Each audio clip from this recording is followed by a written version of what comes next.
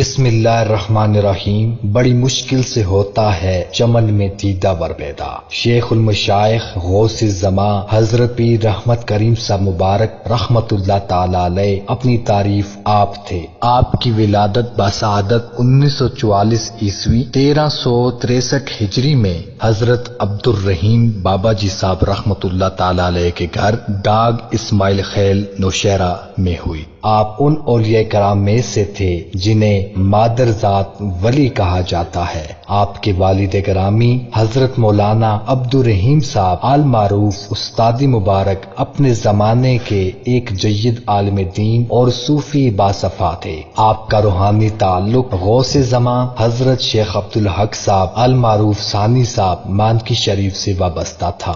ایک دن ثانی صاحب رحمت اللہ تعالی علیہ نے اپنے سچے و مخلص مرید استاد جی مبارک سے فرمایا، اے عبد الرحیم، اللہ تعالیٰ تجھے 3 بیٹے عطا فرمائے گا، ایک محمد کریم، دوسرا عبد الکریم اور تیسرا رحمت کریم ہوگا۔ پھر انہوں نے رحمت کریم پہ دائرہ لگایا اور فرمایا یہ ہمارا ہوگا۔ یہی وجہ ہے کہ آپ شروع دن سے ہی تقوی و پرہیزگاری کا عملی نمونہ تھے۔ آپ کے ہم عصر ساتھی کہا کرتے ہیں کہ ہم نے پیر صاحب کو لڑکپن و جوانی میں بھی کسی فضول کام یا کھیل کود میں مشغول نہیں پایا۔ ہوش سنبھالتے ہی آپ کو اللہ کی یاد میں مستغرق پایا۔ یہی وجہ ہے کہ آپ نے اللہ والوں کی تلاش اور ملاقات کے لیے دور دراز کے سفر بھی کیے، جن میں پاکستان سے باہر ممالک بھی شامل ہیں، اور اکثر سفر آپ نے پیدل طے فرمائے۔ آپ کے اخلاص اور محبت کو دیکھ کر اکثر اولیاء کرام نے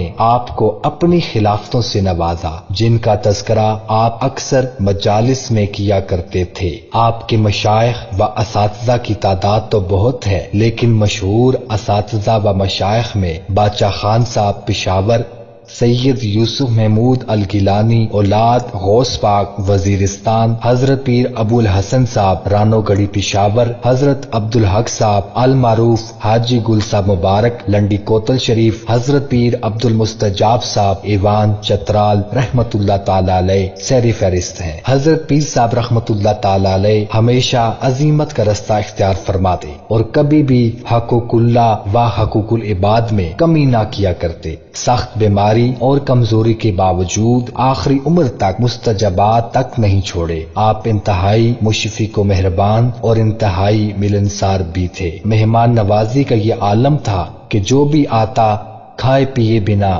رخصت نہ ہوتا۔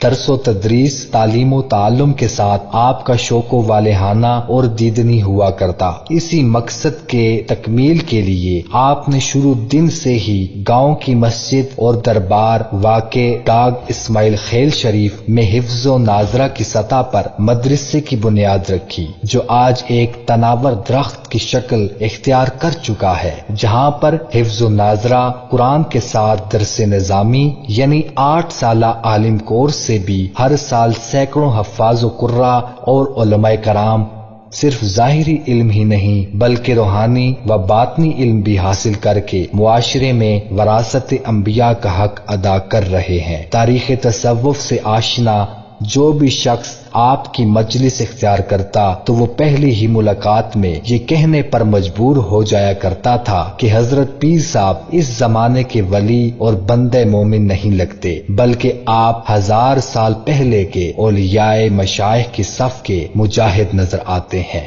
حضرت پیر صاحب مبارک کے حلقہ ارادت کا دائرہ صرف پاکستان میں نہیں بلکہ بیرون ممالک میں بھی الحمدللہ سینکڑوں مریدین اور مقلدین موجود ہیں، جو دین اسلام اور روحانی اقتدار کے فروغ کے لیے سرگرم عمل ہیں۔ حضرت پیر صاحب رحمت اللہ تعالی علیہ نے اپنی زندگی میں ممتاز عالم حافظ پیر سعید حسین قادری صاحب کو نہ صرف خلافت سے نوازا بلکہ اپنا جانشین نامزد کیا۔ اس پرفتن دور میں بھی آپ ساری زندگی تصنع و بناوٹ اور ہر قسم کی سیاسی و مذہبی تفرقہ بازی سے کوسوں دور رہے اور ساری زندگی شریعت پر عمل کر کے ہمارے لیے درد چھوڑا کہ ہمت مرداں مدد خدا، اللہ تعالیٰ آپ کی قبر انور پر کروڑہاں رحمتوں کا نزول فرمائے اور ہمیں بھی آپ کے نقش قدم پر چلنے کی توفیق عطا فرمائے، آمین بجائے خاتم النبیین۔ کل نفس ذائقۃ الموت کی اٹل حقیقت کے تحت علم و عرفان کا یہ عظیم شاہکار شبیر 16 ذی الحج 1442 ہجری بمطابق 25 جولائی 2021 کو خالق حقیقی سے جا ملا۔ انا للہ و انا الیہ راجعون۔ اس فانی دنیا میں لوگ آئے، آ رہے ہیں اور آتے رہیں گے، لیکن حضرت پیر صاحب رحمت اللہ تعالی علیہ کو رہتی دنیا تک یاد رکھا جائے گا اور اصول قرآنی سیجعل لہم الرحمن ودا کی روشنی میں آپ نے دلوں پر حکومت کی اور کرتے رہیں گے۔ 16 ذی الحج آپ کے وصال با کمال کی مناسبت سے ہر سال اس مبارک کی تقریبات کا انعقاد کیا جائے گا جس کا مقصد عوام الناس کو حقیقی تصوف سے روشناس کرانا اور زمانے کے چیلنجوں کا مقابلہ کرنا ہے۔